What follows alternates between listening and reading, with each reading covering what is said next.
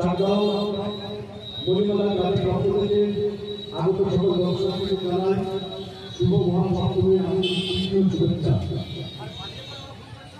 চাঁদগাঁ জেলার পক্ষ থেকে যে সুযোগ পরিকল্পনা করা হয়েছিল তাদের বিচারে চাঁদগাঁও মণিমালা গ্রাম প্যান্ডেলের প্রথম স্থান অধিকার করেছে চাঁদগাঁও জেলার বিহারের স্টুডেন্ট প্রিন্সিপাল স্যার।